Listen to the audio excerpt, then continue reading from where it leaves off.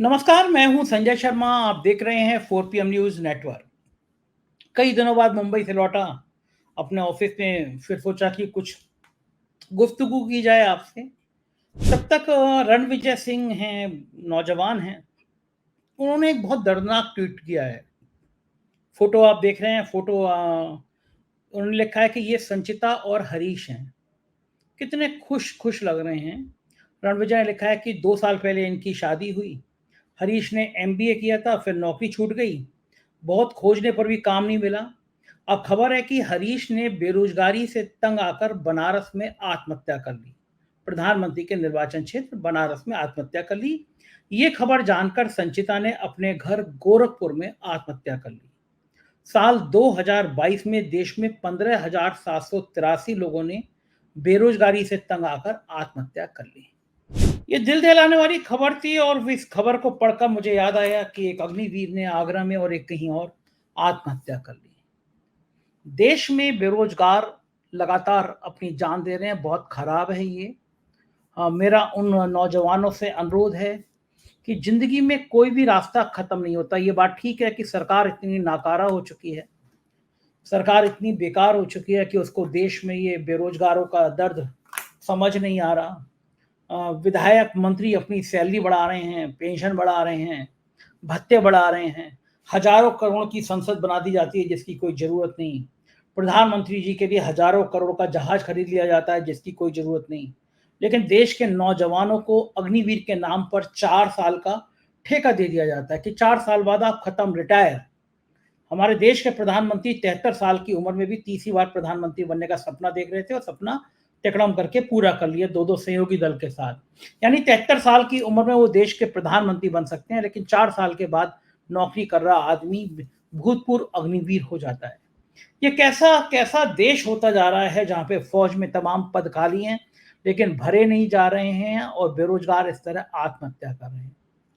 कई सारे पॉलिटिकल विषय थे। महाराष्ट्र की राजनीति थी, राहुल गांधी का भविष्य था। तो मैंने सोचा कि मैं मुंबई रहा था और मैंने कई लोगों से बातचीत की थी और देखा था वहाँ के लोगों का दर्द, वहाँ के लोगों से बातचीत, उनका पॉलिटिकल रुझान। और संघ क्या करने जा रहा है ये भी एक बड़ा सवाल था। तो इन सब बातों के लिए मैं आपको सीधे ले चलता हूँ नागपुर। होशियार पत्रकार, बहादुर पत्रकार, जिनकी राजनीतिक और बिजनेस वाली समझ बहुत अच्छी है। बहुत बड़ी मैगजीन में काम करते हैं, बिजनेस मैगजीन में वो सीनियर जर्नलिस्ट हैं और विषयों पर बहुत अच्छी पकड़ है उनकी। आप समझ गए होंगे मैं राजीव रंजन की बात कर रहा हूँ। चलते हैं राजीव जी। ये जो मैंने फोटो अभी आपने देखा होगा, मैंने दिखाया, दिल दहलाने वाला। कितने अच्छे युगल लग रहे हैं। दोनों नौजवान हैं, एक दूसरे से शादी करी। एक ने बनारस में आत्महत्या कर ली क्योंकि नौकरी नहीं मिली, छूट गई, और दूसरी ने, पत्नी ने, गोरखपुर में आत्महत्या कर ली। और देश में 15,200 कुछ, रणविजय ने ट्वीट किया है कि इतने लोग आत्महत्या कर चुके हैं बेरोजगारी से तंग आके। उनको कुछ काम धंधा नहीं मिल रहा, उनसे तंग आके। और हमारे देश के प्रधानमंत्री कह रहे हैं कि हम 5 ट्रिलियन इकोनॉमी, हमारा देश तरक्की कर रहा है। हम जाने कहाँ से कहाँ पहुंच गए। मेरे को बाजार की समझ कम है क्योंकि मैं बिजनेस का रिपोर्टर कभी रहा नहीं, लेकिन आप तो बिजनेस के रिपोर्टर रहे हैं, आपको बाजार की समझ बहुत है। क्या कारण है कि देश में ऐसी ऐसी छोटी छोटी अग्निवीर जैसी स्कीमें चलाई जा रही हैं? लोग अग्निवीर सुसाइड कर ले रहे हैं, इस तरह के बेरोजगार सुसाइड कर ले रहे हैं। कौन सा भारत बना रहे हैं हम? कौन से सपनों का भारत बना रहे हैं? देखिए संजय जी, ये बहुत ही आपने मार्मिक चित्रण किया है। जो हादसा हुआ है उसका बहुत ही ज्यादा मार्मिक चित्रण किया। और ये जो आपका सवाल है इंडियन डिफेंस फोर्सेस के ऊपर में, ये पर्सनली मेरे लिए बहुत सेंसिटिव है, क्योंकि मेरे पिताजी ने इस देश को 40 साल दिए। वो इंडियन एयरफोर्स में थे और मैंने अपने जीवन के शुरुआत के 20 साल अलग अलग एयरफोर्स स्टेशन में बिताए हैं। केंद्रीय विद्यालय में मैंने पढ़ाई की है। मैं जीता जाता एक एग्जाम्पल हूं आप सभी के सामने। देखिए, इस देश में एक नकली बहस चलाई जा रही है कि मरने के बाद अग्निवीरों को क्या मिलेगा। अरे, मरने के बाद उनके परिवारों को कुछ भी मिल जाए, पर जो आदमी शहीद हुआ है उसका तो जीवन समाप्त हो गया ना। तो मेरे पिताजी को जैसे अवसर मिला 40 साल फोर्सेस में काम करने के लिए, लगभग 40 साल, तो उसका परिणाम मैं हूं कि आज 4 PM के माध्यम से मैं लाखों लोगों से बात कर पा रहा हूं वैसी पर्सनालिटी डेवलप हुई है, वैसा आदमी एक्सट्रोवर्ट हुआ है। क्या ये अग्निवीर जो आज के बच्चे हैं उनके बच्चों को ये मौका मिलेगा? मैं खुशकिस्मत रहा क्योंकि मेरे पिताजी के समय में सरकार ने अग्निवीर जैसी घटिया योजना नहीं निकाली। इस पूरे देश में एक हम नकली बहस चला रहे हैं कि शहीदों को क्या मिलेगा। अरे जीते जी इन अग्निवीरों को क्या मिलेगा, बहस ये होनी चाहिए। क्या इनके बच्चों को केंद्रीय विद्यालय में पढ़ने की वही सुविधा मिलेगी जो हमें मिली है? संजय जी, 5 रुपए 3 महीने में हमारी फीस होती थी, 15 रुपए में, सॉरी 15 रुपए फीस होती थी 3 महीने में, 5 रुपए यानी महीने की। 60 रुपए में हम लोग पूरे साल भर की पढ़ाई कर लेते थे केंद्रीय विद्यालय में। तो आप ये समझिए, केंद्रीय विद्यालय की जो है वो सुविधा होना, कैंटीन की सुविधा होना जिसके द्वारा आपको जो है नए नए प्रोडक्ट्स मिलते हैं, एक कैंपस में आप रहते हो, बड़े एक्सट्रोवर्ट पर्सनालिटी होती है, अलग अलग रीजन, अलग अलग रिलीजन, अलग अलग क्षेत्र के लोगों के साथ में आप इंटरेक्शन करते हो, आपकी दोस्ती होती है। बचपन से ही सर्वधर्म समभाव का जो ख्याल है वो आपके दिमाग में जाता है। आप केंद्रीय विद्यालय में हमको 18 अलग अलग भाषाओं में गाने सिखाए जाते। तो क्या अब ये अग्निवीर के बच्चों को ये सारी चीजें मिलेंगी? देश में बहस ये होनी चाहिए कि अग्निवीर जो 4 साल इस देश को दे रहे हैं, उनको और उनकी आने वाली भावी पीढ़ी को ये देश क्या दे रहा है, ये देश उनके साथ क्या न्याय कर रहा है? हर बार जो है युवा पीढ़ी देश के लिए जान दे, यही चीज पे तो बहस नहीं होनी चाहिए। भाई ये देश उन युवा पीढ़ी के लिए क्या कर रहा है, इस पे कौन बहस करेगा? तो ये पूरी की पूरी जो बहस सदन में हुई है, जो अभी राजनाथ सिंह और राहुल गांधी के बीच में हुई है, या सदन के बाहर भी मैं यूट्यूब में भी देख रहा हूं, लोग नकली बहस कर रहे हैं कि क्या मिलेगा और क्या नहीं मिलेगा।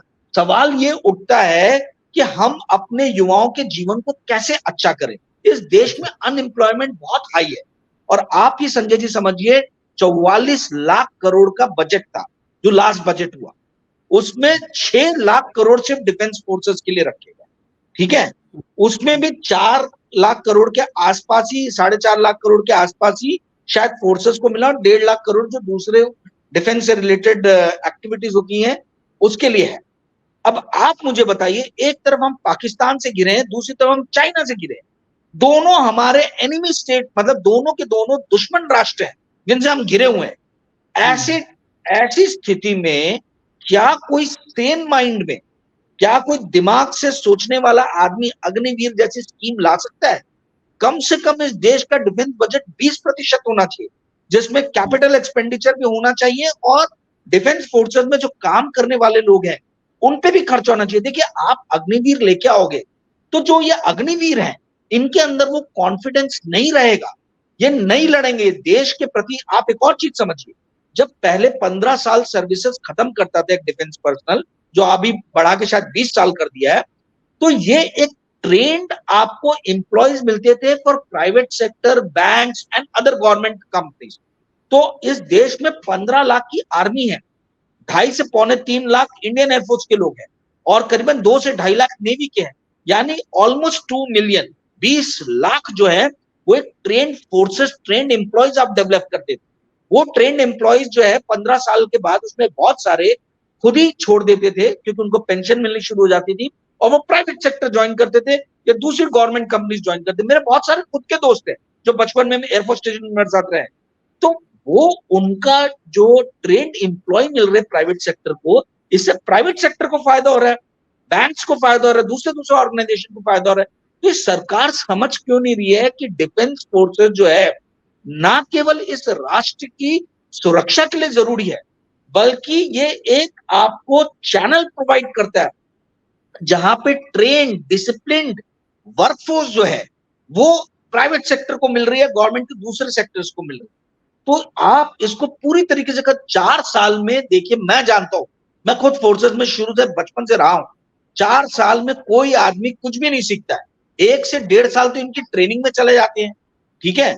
1.5 साल ट्रेनिंग करने के बाद में आप जो है आपका डिप्लॉयमेंट होता है, उसमें 6 महीने चले जाते हैं, और 2 साल आप काम करोगे, यानी एक ही पोस्टिंग लोगे, उसमें आपसे क्या कराया जाएगा? दरबानी कराया जाएगा, आपको कोई दूसरी चीज थोड़ी ना बताई जाएगी। तो ये निटी-ग्रिटी जो है ये बाहर के लोगों को, सिविलियन लोगों को नहीं मालूम है।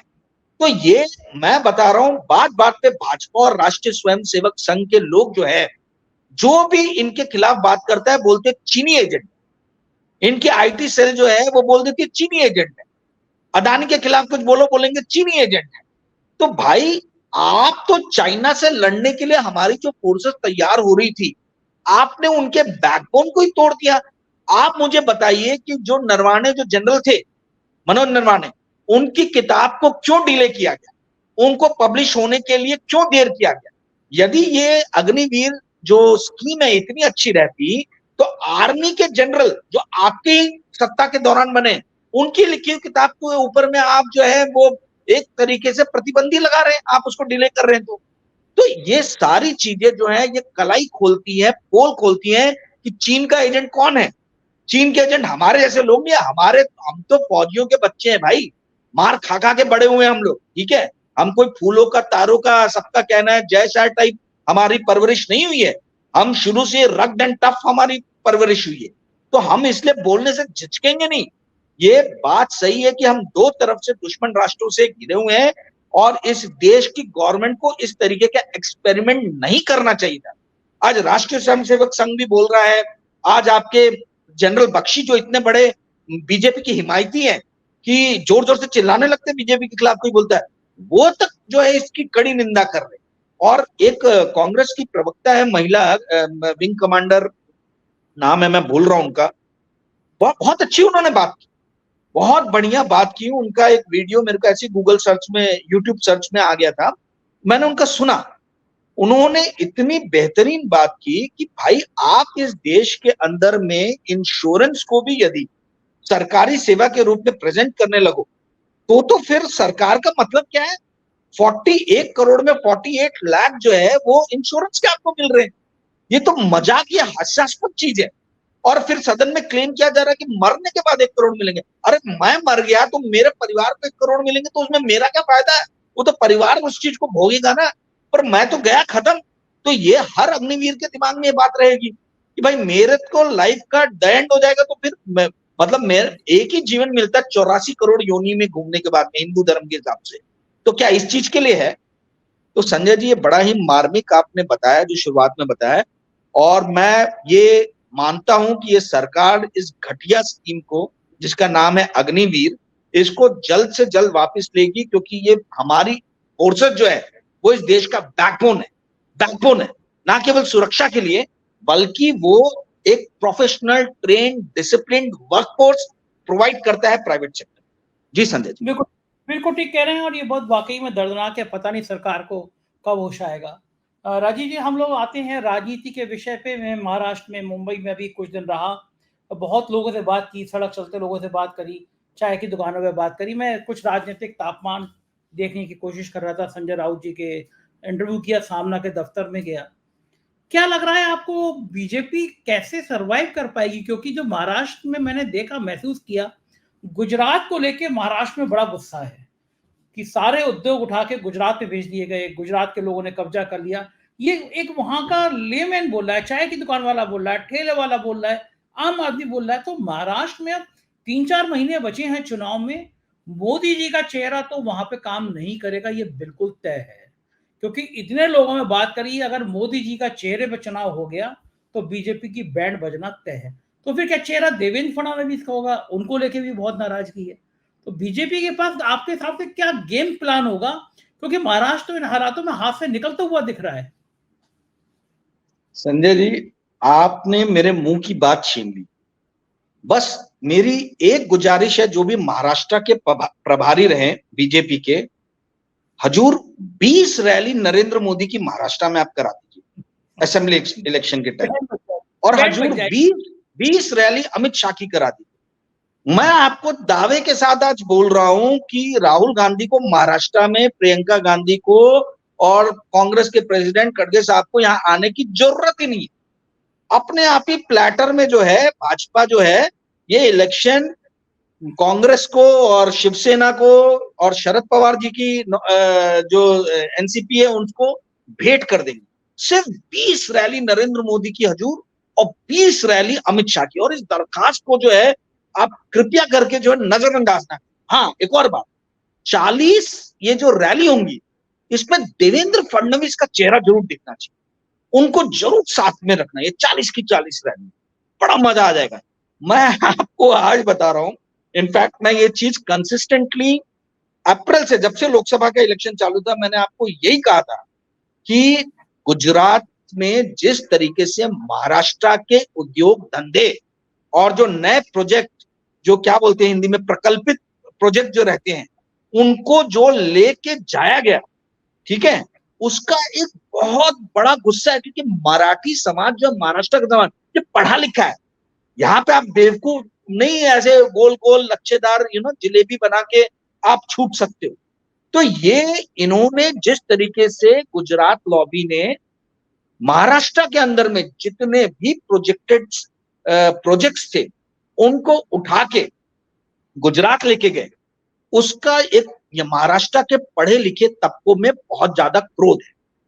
दूसरा, जो यहाँ की सबसे बड़ा जो समाज है वोकल, जो सबसे वोकल है, मराठा समाज, मराठा प्राइड को इन्होंने जो है बहुत ज्यादा इस पे हमला किया, घर घर में झगड़े लगाए, इन्होंने पार्टियों के अंदर में तोड़फोड़ की, नेताओं की बंडखोरी की। ये चीज जो है मराठा लोगों को और महाराष्ट्र बाकी भी दूसरे लोगों को ये चीज बिल्कुल भी नहीं भाई। और उन्होंने बोला कि आने दो असेंबली इलेक्शन में, हम आपको जो है इसका सबक सिखाएंगे। आपको मैं आज बता रहा हूं, 288 विधानसभा सीट है महाराष्ट्र, 288 में से 180 सीट के ऊपर शिवसेना उद्धव ठाकरे, आपका कांग्रेस और एनसीपी शरद पवार लोकसभा में जीते, और विधानसभा में इससे ज्यादा अच्छा परफॉर्मेंस हो। यदि यदि केवियट है, यदि ये तीनों जो हैं, यानी उद्धव ठाकरे, शरद पवार और कांग्रेस, इनमें आपस में कोई मनमुटाव ना हो। देखिए, कांग्रेस की आदत है सेल्फ गोल करना। कुछ कांग्रेस के लीडर जो है पिछले कुछ दिनों से अगड़म बगड़म कुछ भी जो है ना स्टेटमेंट्स ऐसे दे रहे हैं जो डिजायर्ड नहीं है, तो उसके रिजल्ट्स जो हैं वो रिजल्ट्स मतलब वो आगे आने वाले दिनों में जो है मनमुटाव खड़ा कर सकते हैं। तो समझने की जरूरत यह है कि जो कांग्रेस का हाईकमांड है, उनको अपने क्षेत्रीय लीडर जो है कांग्रेस के, उनको समझाने की जरूरत कि आप जो हैं इस तरीके के कोई भी स्टेटमेंट्स ना दे जिससे मनमुटाव, ठीक है।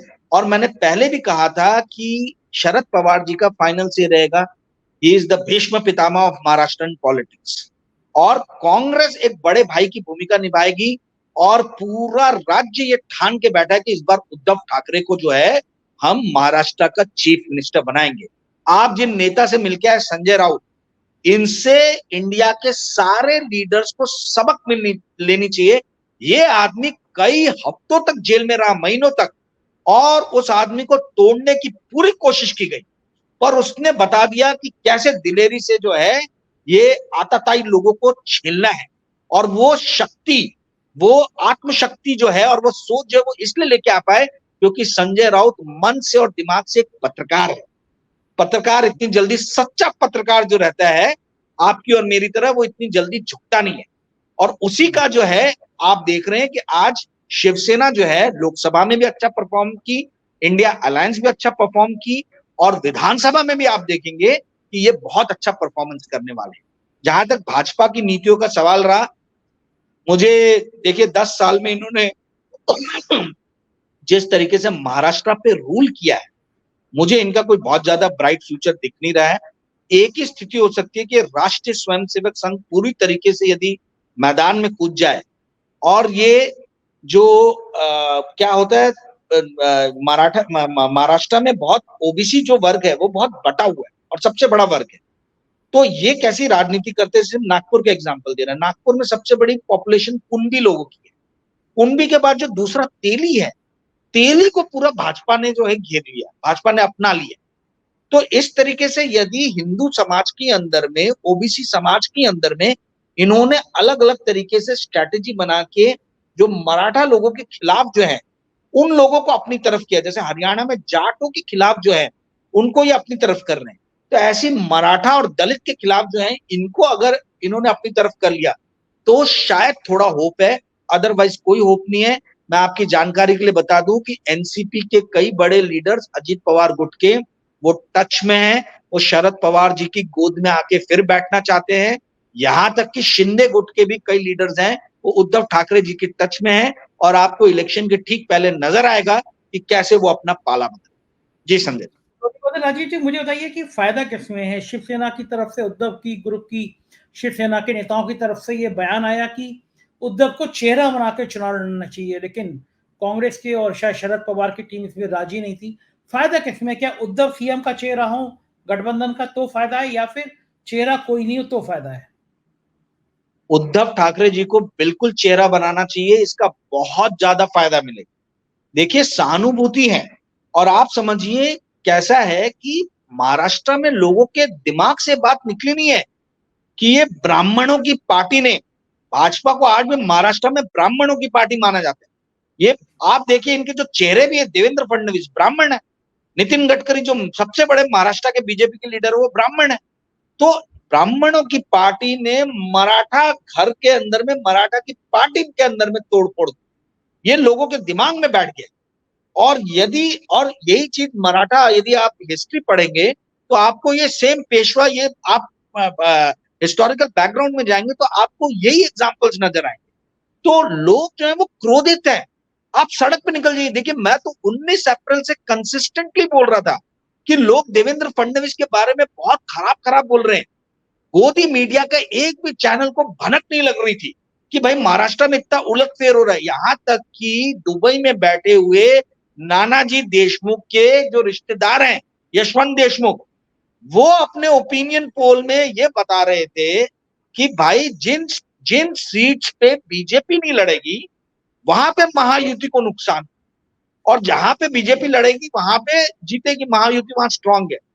अब ये इनको कौन समझाए, यशवंत देशमुख को, ये ओपिनियन पोल पता नहीं कितने लाख करोड़ लेके ऐसी फालतू की बात की उन्होंने जो पूरी गलत साबित हुई। 28 सीट पे लड़ी है बीजेपी महाराष्ट्र में, सिर्फ 9 सीट मिली है, यानी 1/3 से भी कम, यानी 30%। अरे स्कूल में 30% मिलने में तो बच्चा फेल हो जाता है। और यहाँ ये यशवंत देशमुख बता रहे हैं जो दुबई में बैठते हैं कि ये जो है बीजेपी लड़ेगी तो नरेंद्र मोदी के चेहरे के कारण जो है इनको अपार सफलता मिलेगी।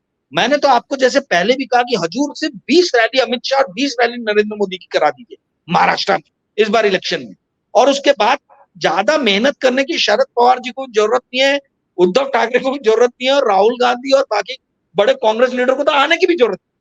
तो जो आपने सवाल पूछा था, चेहरा होना चाहिए, उद्धव ठाकरे का होना चाहिए, क्योंकि ये एक हिस्टोरिकल मेंटालिटी, एक हिस्टोरिकल पर्सपेक्टिव बैकग्राउंड से लोगों को जोड़ रहा है। जो बच्चे स्कूल में हिस्ट्री पढ़ते हैं, जो बड़े हुए हैं, जो वोट डालते हैं, अब सब वयस्क हो गए, उन लोगों को ध्यान में कि महाराष्ट्र का क्या इतिहास रहा है। जी संजय जी, आपने जब मेहनत की बात की तो मेहनत के नाम पर राहुल गांधी की बात कर लेते हैं। गजब मेहनत कर रहे हैं आजकल राहुल गांधी। जो भाषण था पार्लियामेंट में, उसको लेके हर जगह चर्चा है कि ये राहुल पार्ट 2 आ गया है। मतलब वो पहले वाले राहुल उसमें जमीन आसमान का अंतर हो गया है। प्रधानमंत्री की इतनी बेइज्जती 10 सालों में सदन में कभी नहीं हुई। क्या क्या भिगो भिगो के सबने कहा। और मैं देख रहा था नायडू की टीम के लोग और नीतीश की टीम के सांसद सब बैठे रहे कि भाई तुम जानो हमें क्या मतलब है। और राहुल गांधी कि आप तो भगवान के अवतार हैं, आप तो बायोलॉजिकल मतलब क्या क्या नहीं कह रहे थे वो। राहुल गांधी के इस नए संस्करण पे आपका क्या कहना है कि ये राजनीति की में अब राहुल गांधी क्या गुल खिला सकते हैं?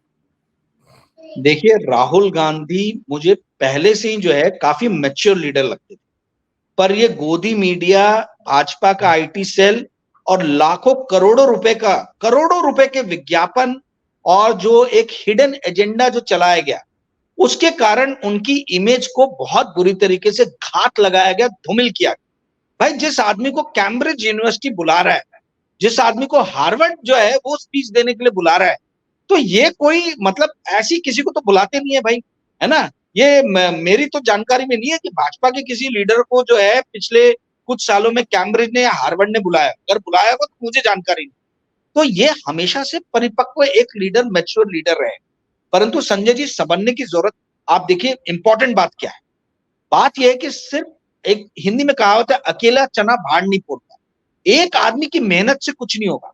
आप इस बात को समझिए कि कांग्रेस का संगठन जो है ये बहुत सारे राज्यों में बहुत कमजोर हो गया। यहां तक कि यदि आप इस बार के इलेक्शन के रिजल्ट देखोगे तो आप देखोगे सिर्फ ऐसी 36 सीटें थी जहां पर कांग्रेस और बीजेपी की डायरेक्ट भिड़ंत हुई है, जिसको कांग्रेस ने जीता है। बाकी सारी सीटें जो हैं वो भाजपा की झोली में गई। मध्य प्रदेश में तो इनका पूरा संगठन ही गायब हो गया। संगठन मतलब लाखों लोग जो है कांग्रेस के संगठन से दूसरी पार्टियों में छिटक गए, मूलतः भाजपा के अंदर में गए। हमने दूसरे भी राज्यों में देखा, गुजरात में 2017 में क्या होता, ऑलमोस्ट डिफीट कर दिया था। मैं बार बार 2017 का उदाहरण जो है याद दिलाना चाहूंगा कांग्रेस को। कांग्रेस के यदि कोई लीडर देख रहे होंगे कि उससे सबक लीजिए, उस सबक लेने की जरूरत है। तो राहुल गांधी अपनी तरफ से बहुत मेहनत करे, पर जो मैं अब बताना चाह रहा हूं 4 PM के दर्शकों को ध्यान से आप लोग सुनो। देखिए क्या है, आपने नरेंद्र मोदी में 50 कमियां होंगी, पर एक मुझे चीज अच्छी लगी। उन्होंने मध्य प्रदेश का जब इलेक्शन हुआ तो उन्होंने नरेंद्र सिंह तोमर, फग्गन सिंह कुलस्ते, राकेश सिंह, है ना, ये सारे जो लीडर्स लोकसभा में जीत के गए थे, इनको कहा कि आप जाइए और विधानसभा का चुनाव लड़िए।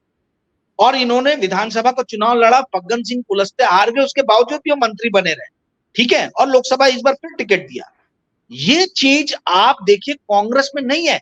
आप कांग्रेस वर्किंग कमेटी की यदि लिस्ट निकाल के देखेंगे तो आप देखेंगे कि भाई अधिकतर लीडर वो हैं जो इलेक्शन लड़ते ही नहीं है। आप ये देखिए, अब मुझे आप ये बताइए, मैं ये जानना चाहता हूं कि पवन खेड़ा कहां के लीडर है? जिंदगी उन्होंने दिल्ली में निकाल दी, मैंने कभी उनको लड़ते हुए नहीं देखा, है ना। फिर आप देखिए सुप्रिया श्रीनेत, इन्होंने इस बार क्यों नहीं इलेक्शन लड़ा? इनको लड़ना चाहिए था, इन्होंने लड़ा नहीं। इनके 5-6 साल में बहुत अच्छी ब्रांड वैल्यू बन गई। जयराम रमेश, ये कहां के लीडर है? इनको मतलब मेरे को तो आज तक, मैं छुटपन से बड़ा हो गया, मेरे को आज तक जयराम रमेश की कंस्टिट्यूंसी नहीं समझ में आई और मुझे पता नहीं चला कि ये कहां से जननायक। तो क्या है, कांग्रेस के अंदर में बहुत सारे स्टूडियो वीर हो गए, स्टूडियो में बैठ के बड़ी बड़ी तेजस्वी और ओजस्वी भाषण देंगे, बातें करेंगे, पर ये समझिए नेता तब तक नहीं बनता आदमी जब तक वो मैदान में नहीं उतरता। तो जैसे नरेंद्र मोदी ने नरेंद्र सिंह तोमर को बोला या फग्गन सिंह कुलस्ते को बोला कि you go to the public की दरबार एंड कंटेस्ट द इलेक्शन, ऐसी राहुल गांधी को बुला के बोलना चाहिए पवन खेड़ा को कि दिल्ली में 6 महीने बाद इलेक्शन है, 8 महीने बाद इलेक्शन है, पवन खेड़ा जी आपने पूरी जिंदगी दिल्ली में निकाल दी, you choose one constituency and go to the public की दरबार। सुप्रिया श्रीनेत को बोलना चाहिए कि आप दिल्ली की एक कंस्टिट्यूएंसी चुनिए और वहां जाके इलेक्शन लड़िए, ठीक है, जब तक ये मैदान में उतरेंगे नहीं।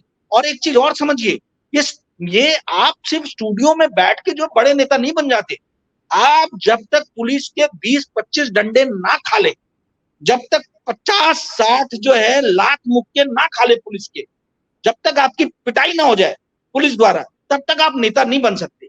तो पवन खेड़ा, जयराम रमेश, सुप्रिया श्रीनेत, इनको तैयार रहना चाहिए मार खाने के लिए। इनको जमीन पे उतर के, मैं नहीं चाहता कि ये मार खाएं, मतलब मेरा कहने का मतलब ये है कि इनको मैदान में, जंग के मैदान में उतरने की जरूरत है, उतर के संघर्ष करने की जरूरत है। स्टूडियो में बैठ के जो है वो आप स्टूडियो वीर बनोगे, आप जननायक नहीं बनोगे। और राहुल गांधी ने इस बात को पकड़ा, ये 1-2 प्लेटफॉर्म पे मैंने पहले बोला है। राहुल गांधी ने अपनी हाल फिलहाल के अपने स्पीच में बोला कि शादी के घोड़े अलग होते हैं और आपके रेस में दौड़ने वाले घोड़े अलग होते हैं। तो हम गलती यही करते हैं कि शादी के घोड़े को रेस के घोड़े में ये बना देते हैं। ये जितने भी नेताओं के नाम लिए, हमारे नागपुर के आप देखिए, अविनाश पांडे का नाम के एक लीडर हैं जो यूपी सूबा जो सबसे बड़ा है, उसके वो कांग्रेस के जो हैं वो सर्वे शर्मा है। इन्होंने जिंदगी में सिर्फ एक इलेक्शन लड़ा है, वो भी जब इंदिरा गांधी की लहर थी, वो भी विधानसभा का, उसका कभी इलेक्शन ही नहीं लड़ा। अब ये सिर्फ टिकटे बांटने का काम करता। ऐसी मुकुल वासनिक है, वो स्वप्न देख रहे कि अगले जो है कांग्रेस के एआईसीसी के चेयरमैन बनेंगे, दलित लीडर है, पर इलेक्शन का नाम सुनो तो उल्टी डायरेक्शन में चले जाते। 2014 में रामटेक जो नागपुर का बाजू का है क्षेत्र, वहां से हारने के बाद में लड़े ही नहीं कभी इलेक्शन, 10 साल तक आए नहीं। तो कहने का अर्थ है कि कांग्रेस को इंट्रोस्पेक्शन की जरूरत है। अकेले राहुल गांधी के कंधे पे रह के बंदूक चला के जो है बहुत आगे तक नहीं जाओगे। संगठन मजबूत करने की जरूरत है। संगठन आपका नहीं है। यूपी में आप 1 से 7 सीट पे चले गए क्योंकि आप अखिलेश यादव के कंधों पे सवार थे।